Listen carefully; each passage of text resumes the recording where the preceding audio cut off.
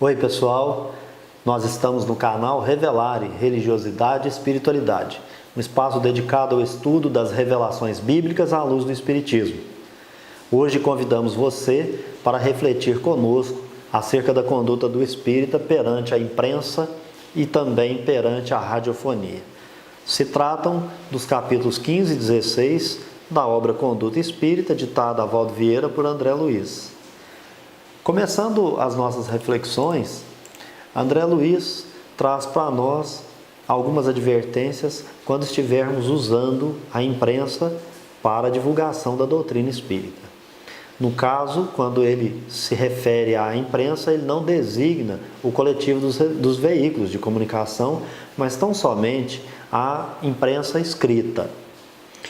Notadamente, a imprensa é aquela que traz notícias sobre determinados assuntos e também tem função informativa.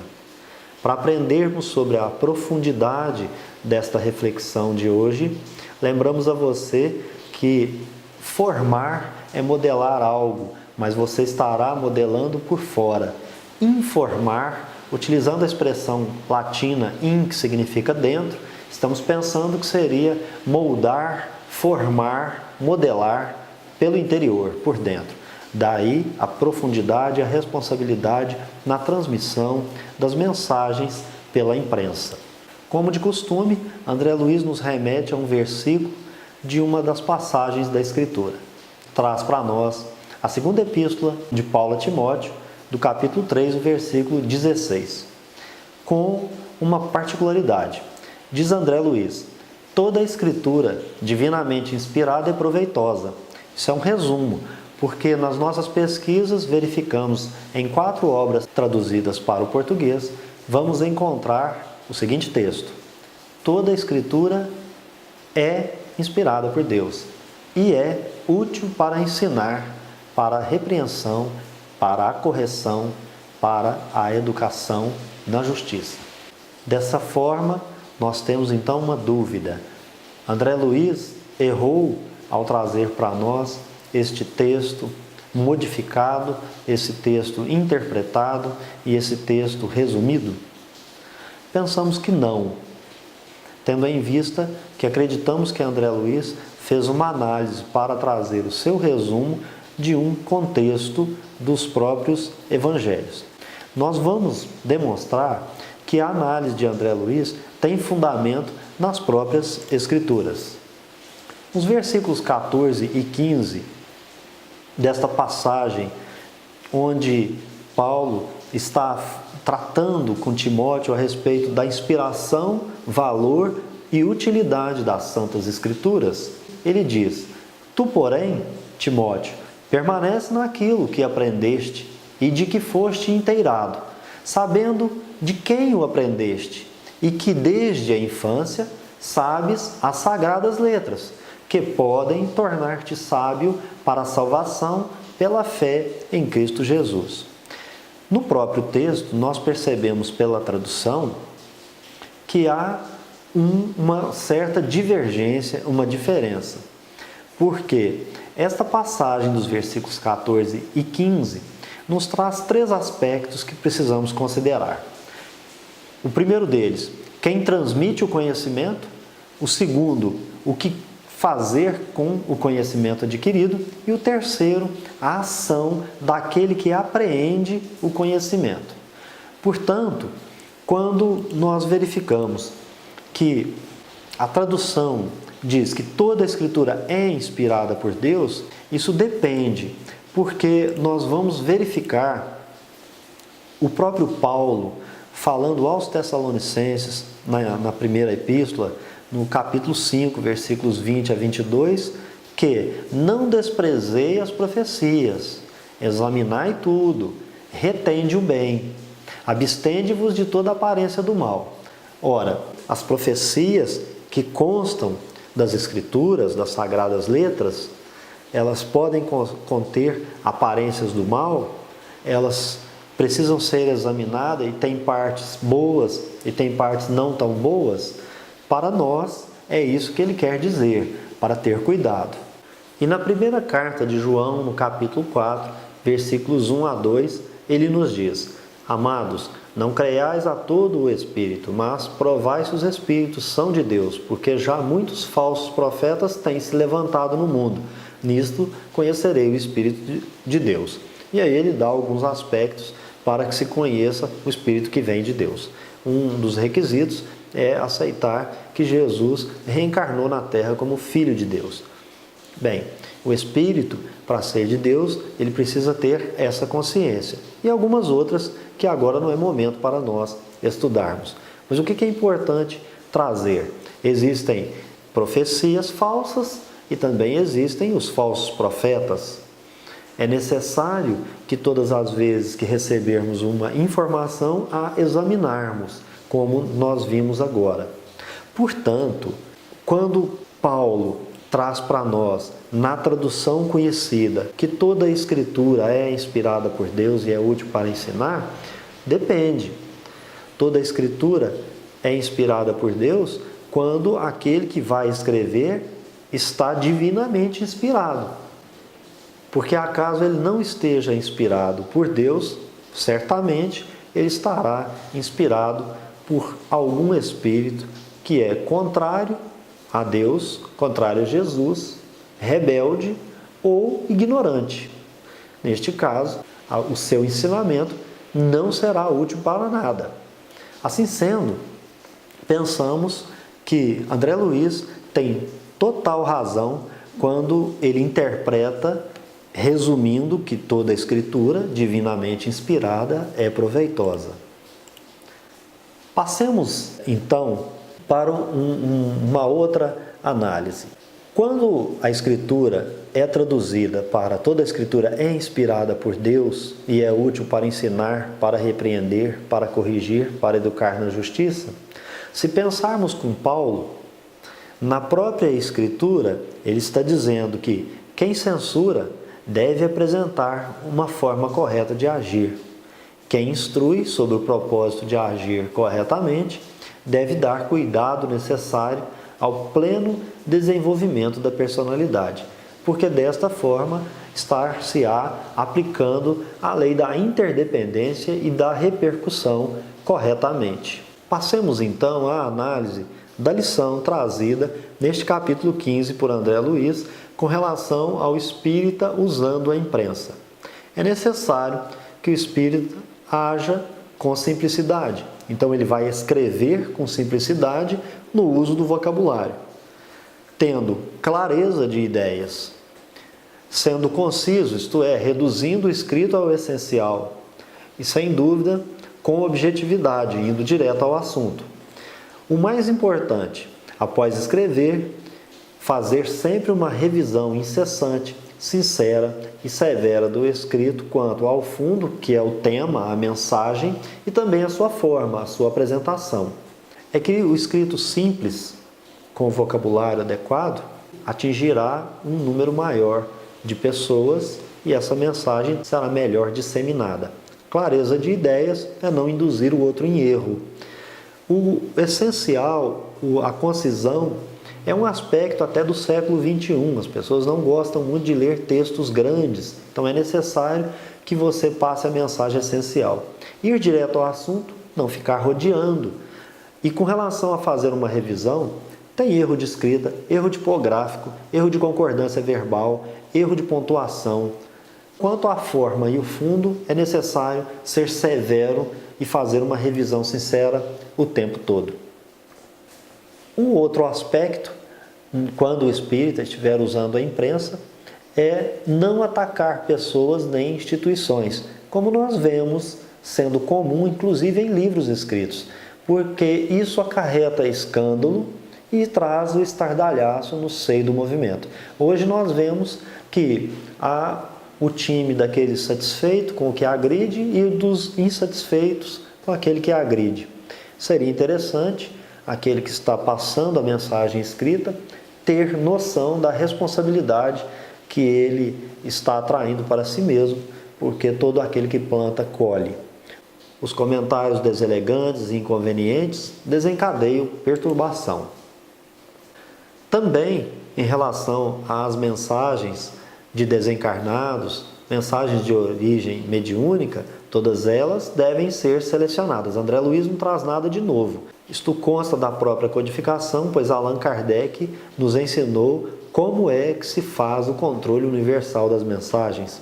Assim sendo, para a publicação, somente se utiliza aquelas que possuem essência doutrinária e nobreza de linguagem. Nós temos criticado alguns livros que não têm nobreza de linguagem, espíritos que estão se comunicando e nas mensagens que nós estamos lendo que diz ser desse ou daquele espírito, o espírito vangloriando-se por utilizar uma linguagem chula, dizendo que vai continuar falando desta forma, que vai continuar transmitindo a mensagem dessa forma. Fica a teu critério ler ou não essas mensagens, desde que você saiba reter o bem e jogar fora o que é ruim. Você aprende, no mínimo, o que é uma publicação antidoutrinária, uma linguagem chula e também uma informação inadequada, não útil, que não tem serventia alguma. Porque, como diz André Luiz, somente a pureza levará à perfeição. Outro aspecto é despersonalizar conceitos. Nós continuamos percebendo nestas próprias pessoas que publicam estes livros com linguagens inadequadas, com conceitos inadequados, dizendo que está de acordo com Kardec, mas quando você faz uma análise ela não se sustenta porque primeiramente ela não é lógica e elas não ficam de pé ante um raciocínio mediano. As mensagens devem convergir sempre para Jesus e para o Espiritismo, mas na prática, nós estamos vendo, direcionando mensagens para grupo espírita, mensagem para atender o guia, mensagem para atender o médium, e não direcionando para Jesus e para o Espiritismo. E nós estamos dizendo Jesus e Espiritismo porque não existe Espiritismo kardecista. Isso é um erro. Anúncios e propagandas devem ser abolidos, de preferência. Quando isso não é possível, todo anúncio que for divulgado ali naquele veículo, de repente um apoio, um patrocínio por diversas situações, deve ser crivado pelo filtro da verdade e do bem. Quando nós falamos em Evangelho de Jesus, nós estamos citando a moral evangélica. Se você utilizar determinados anúncios de determinados produtos que são colocados no mercado, infelizmente ele estará atentando contra a moral e contra os bons costumes. Agora nós vamos passar para a análise do capítulo 16, que trata da radiofonia.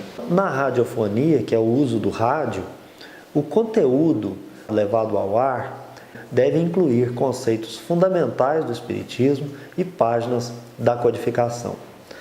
Há uma necessidade de se utilizar a melhor tecnologia para que se possa elevar o ensino, evitando que o pensamento correto não seja influenciado por uma forma errada de divulgar. Olha que importante essa mensagem trazida para nós por André Luiz no ano de 1960 e que se encontra atual. Então está aí para você que quer utilizar essa ferramenta, seja uma rádio web ou outra, o que você deve conter e incluir na sua programação, o tipo de tecnologia e qual a base que você deverá levar para o que será transmitido na sua programação. É importante que aquele que comunica respeite as crenças religiosas, os pensamentos ou ideias alheias e interesses coletivos. Todavia, é comum nós nos depararmos com comunicadores que desrespeitam esses princípios básicos. E diz André Luiz que o amor, numa boca invigilante, pode condenar ou pode ferir. Isso é muito importante para a nossa reflexão. Eu não me canso de dizer que a religião boa é aquela que faz o ser humano melhor. Então não importa se o meu amigo, a minha audiência, qualquer um que está aqui conosco, estudando e fazendo-nos crescer a cada dia mais, se ele é espírita ou não. O importante é se ele é um indivíduo do bem, de bem, que faz o bem.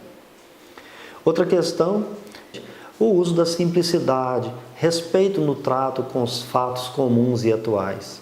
Existem temas que são espinhosos, então é necessário ter conhecimento de causa, ter estudado, bastante, profundamente, buscado na codificação, buscado solidificar a opinião para não ficar apenas e tão somente um ponto de vista. Isso é errado, isso fere aquele outro pensamento e ideal alheio, até porque as pessoas têm culturas, idades, pensamentos e ideias divergentes, diferentes. Outra questão é variar os assuntos, transmitindo-os em breves programas, porque é a qualidade que atrai o público. Nada mais atual, né? Declarar que se trata de programa espírita, sem enganação ou disfarce, pois do contrário, o comunicante estará enganando somente a si mesmo. Se você é espírita, por que não dizer que é espírita? Aquele que esconde a sua fé, a sua filosofia, o seu ideal, o seu pensamento, ele não tem certeza. A fé dele é vacilante. Portanto, é dizer, eu sou espírita. Então, quer dizer a você que está me assistindo, eu sou espírita. Eu leio os princípios, eu estudo os princípios e eu procuro praticar no dia a dia os princípios espíritas. Isso é ser espírita. Por fim, passar sentimento de sinceridade aos conceitos. Da mesma forma que para declarar que é espírita é necessário trazer a verdade nessa declaração, não ficar escondendo, não ficar trazendo panos quentes, não ficar com uma fé vacilante, da mesma maneira é com relação aos conceitos. Se você tem dúvida acerca dos conceitos dos postulados espíritas, você não é espírita. Não tem problema nenhum. Isso não vai te fazer melhor, te fazer pior, te deixar em qualquer situação. É óbvio que quando eu medito sobre os princípios espíritas, sobre os conceitos e os postulados, eu me sinto um ser humano melhor e tenho condições de compreender quais são os motivos pelos quais eu devo proceder à minha reforma íntima, minha reforma moral. Eu dou passos mais rápidos dessa forma, acredito. As páginas doutrinárias nunca podem ser fruto do automatismo.